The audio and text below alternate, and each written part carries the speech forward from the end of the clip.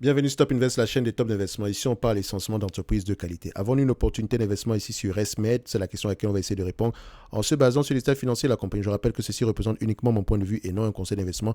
Et comme d'habitude, je me réserve le droit de me tromper. Donc, elle fournit ici principalement des dispositifs médicaux connectables au cloud pour le traitement de l'apnée du sommeil, des maladies pulmonaires obstructives, chroniques et d'autres affections respiratoires. On va aller regarder ça, watchlist directement, même pas de réflexion par rapport à ça. Regardez cette compagnie-ci, croissance des revenus magnifique. Est-ce que vous la connaissez? Est-ce que vous la connaissez?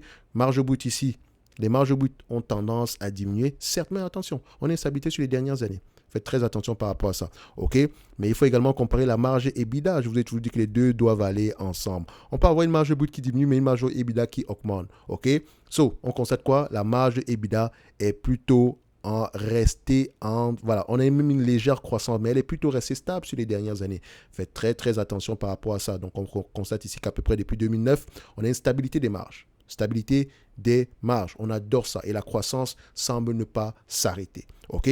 Maintenant, en termes de net income free cash flow, c'est bien d'avoir cette croissance-là, mais est-ce qu'on génère ici du free cash flow? On voit ici que les net income sont tout simplement assez croissants. Les free cash flow ici, voilà. On peut voir ici que ça reste une compagnie de croissance, donc on peut avoir tendance à investir ici dans la croissance, mais attention, ces free cash flow là sont positifs, sauf peut-être sur les derniers mois ici. Donc, allez également regarder pourquoi, mais c'est un business qui rapporte déjà de l'argent. Est-ce que c'est un business ici qui arrive, qui continue à émettre des actions ou bien qui rachète ses actions? On voit ici je pense qu'on a un rachat d'actions léger ici. OK? Est-ce que c'est un business qui est donc endetté également ici? Donc, est-ce qu'on a une dette nette sur EBITDA inférieure à 5? On a une dette nette sur EBITDA ici aux alentours de 1,2. Donc, on n'a presque pas de dette. OK? Qu'est-ce que vous voulez d'autre? Qu'est-ce que vous voulez d'autre? Maintenant, qu'est-ce qu'il vous reste à faire? C'est aller poser les questions pourquoi. Pourquoi est-ce qu'on a une croissance des revenus? Pourquoi est-ce qu'on pense que la croissance des revenus sera de plus en plus élevée dans le futur? Qu'est-ce que les analystes s'attendent à quoi ici? Les analystes s'attendent à peu près à des revenus d'ici 2025, extrapolant un tout petit peu. Voilà, on s'attend à une croissance ici des revenus à peu près de 4 milliards 500 à peu près par là. Et ça ne semble pas s'arrêter. Regardez la taille du marché ici. Est-ce qu'elle est uniquement en Europe, aux États-Unis? Est-ce qu'elle exerce uniquement aux États-Unis, en Europe? Combien est-ce que coûte ce produit-là? Est-ce qu'il est utile? Quelle est la taille du marché? Très important, qui sont les compétiteurs. OK? So, maintenant, en termes d'évaluation, on va aller très, très rapidement. Un business pareil, c'est 25 fois les bénéfices. Ça n'a même pas une discussion par rapport à ça. Vous pouvez également aller vérifier ça ici. Et n'oubliez pas qu'il y aura toujours un impact ici par rapport à l'augmentation des taux d'intérêt. OK? Ne paye pas plus que 25 fois les bénéfices, même si c'est une compagnie de croissance. Ce qui veut dire qu'en date d'aujourd'hui, si je dois payer cette compagnie-ci à 25 fois les bénéfices sans prendre en considération la dette, admettons même que la dette nette ici, elle peut la repayer, donc il n'y a pas de souci par rapport à ça. Je ne paierai pas plus que 221 $ en prenant en considération ici l'estimation, voilà, une estimation ici des bénéfices jusqu'en juin 2026. Donc, ça veut dire qu'au prix actuel, l'entreprise serait correctement évaluée et ça prend en considération ici les bénéfices nets de 2026.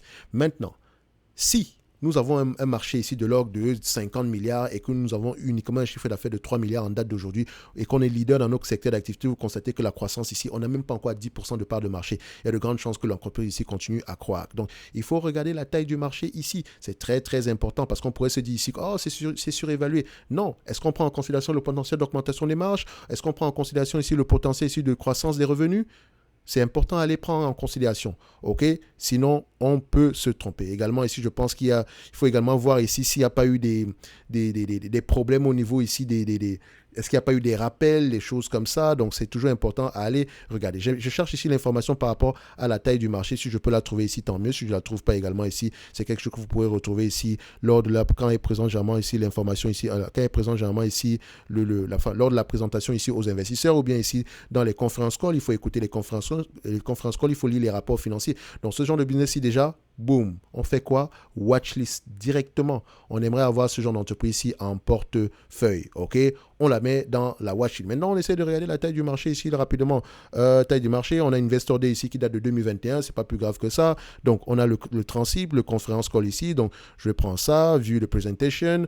On regarde la présentation. Il n'est pas qu'on regarde la présentation, on va à peu près voir ici qu'est-ce qu'ils ont mentionné. Si je recherche ici la taille du marché, d'accord? Est-ce qu'ils ont parlé ici de la taille du marché? Tac, tac, tac, 42 milliards ici. Donc, modèle ici, software as services, tant mieux également. J'aime bien ça également. Donc, ça dit qu'on peut augmenter les marges à ce niveau-ci. Donc, nous sommes aux États-Unis, en Europe et on sommes aux États-Unis, Europe également ici, Asie, etc. Donc, on est 50-50 en termes de revenus. C'est très, très bien. Donc, est-ce que la taille du marché ici, je cherche ici TAM, Total, est-ce qu'on a mentionné TAM quelque part ici?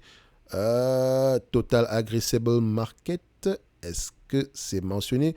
Non. en tout cas, je vous encourage à aller lire ce rapport, enfin, cette présentation ici. S'ils ont présenté, s'ils ont à peu près donné l'information par rapport à la taille du marché ici, tant mieux. Comment est-ce qu'elle a une croissance? Est-ce qu'elle a également une croissance par acquisition ici? Il faut également aller regarder qui est le PDG ici. Donc, je vois ici que revenu du modèle SaaS ici, c'est à peu près 314 millions en 2021. Il faut regarder à peu près cette année si c'est combien. La taille du marché ici, à peu près de 2 milliards et on s'attend à ce que ça continue à augmenter. OK?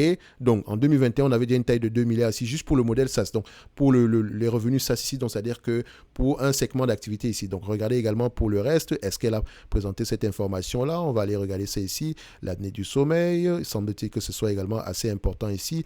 Donc, revenus, etc. Où est la taille du marché? Est-ce qu'on mentionne ça quelque part ici? De toutes les façons, je vous encourage à aller lire ce document-ci. Dans tous les cas de figure, moi, je pense que ResMed, c'est une entreprise qui mérite d'être dans n'importe quelle watchlist. OK? Est-ce que je dirais que l'entreprise est surévaluée en date d'aujourd'hui? Je dirais non. Par rapport au potentiel de croissance ici, elle est correctement évaluée. Elle pourrait même être sous-évaluée si on arrive à avoir l'information par rapport à la taille du marché. Comme je l'ai mentionné ici, si je me rends compte que la taille du marché est tout simplement énorme, qu'on est leader ici, on pourrait se dire que ce ne serait pas assez fou de payer le prix actuel. Est-ce qu'il y a également un potentiel d'augmentation des marges à aller regarder? En tout cas, c'est intéressant d'aller creuser cette compagnie ici en date d'aujourd'hui. Ceci n'est que mon avis et non un conseil d'investissement. N'oubliez pas dans le lien dans la description de cette vidéo, si vous avez le service Top Premium où vous pouvez demander des analyses quantitatives comme celle qu'on a fait ici aujourd'hui. Je présente également 2 notes d'analyse sur moi des entreprises qui me semblent sous-évaluées. Ça veut dire que je lis les rapports financiers, j'écoute les conférences et je vous présente l'entreprise. Je fais également les notes de suivi des entreprises que j'ai mentionnées précédemment. Et ces entreprises-là, la performance n'a pas été si mauvaise que ça. OK, il faut mentionner une chose. Je ne vous promets aucun rendement. Vous lisez les rapports financiers, vous écoutez les conférences calls. N'investissez pas dans ces compagnies-là parce que c'est Thierry qui vous a demandé de le faire. Non, faites attention, lisez les rapports financiers. OK, n'oubliez pas également ici que pour les 52 places restantes ici, vous avez la possibilité d'avoir ces formations thématiques ici au prix qui est actuellement affiché ici. Maintenant, si vous regardez cette vidéo ici au mois de juillet ou bien au-delà du mois de juillet ici, le prix aura certainement changé parce que chaque mois ici, au fur et à mesure qu'on se rapproche ici de l'échéance ici de la disponibilité de toutes ces formations, s'il y en a une par mois ici, le prix aura tendance à changer. Vous pouvez également les avoir de manière individuelle. Pourquoi est-ce que c'est important? Les entreprises ici s'analysent ici, dépendamment du secteur d'activité, il y a certaines questions à les poser. Qu'est-ce qui impacte ici le segment ici, voilà, de l'énergie, de manière positive ou bien de manière négative? C'est important qu'est-ce qui pousse ici la consommation dans le secteur des matériaux également ici? OK? Par exemple, si on est dans le secteur ici, un secteur cyclique comme la construction, qu'est-ce qui pousse ce secteur-là à bien performer ou bien à moins bien performer? Segment ici des banques, comment est-ce que ça s'analyse? Les assurances, etc. sont des compagnies assez particulières parce que la plupart du temps, on va regarder des informations qui ne sont pas importantes. Il faut poser les bonnes questions pour avoir les bonnes réponses. Et c'est très important. Je vous ai toujours dit ici que oui, on parle d'analyse quantitative, mais avant tout, quand on investit dans une compagnie, on veut à peu près comprendre le business model. Et pour comprendre le business model, il faut poser les bonnes questions. D'accord? Pour comprendre à peu près la dynamique même dans cette industrie, il faut poser les bonnes questions. Toujours important. OK? Donc, lisez vos rapports financiers. ResMed, très belle entreprise, mérite être dans n'importe quel watchlist. Et on se donne rendez-vous sur la prochaine vidéo. Abonnement, voilà. Et voilà. Commentaires, ça fait toujours plaisir. Donc, en lien dans la description de la vidéo, vous avez également la top newsletter où on partage uniquement les analyses sectorielles. Point barre. OK? Et ça, c'est gratuit. D'accord? Si ça vous intéresse, allez-y, regardez. OK? Donc, on se dit à bientôt. Et d'ici là, portez-vous bien. Merci.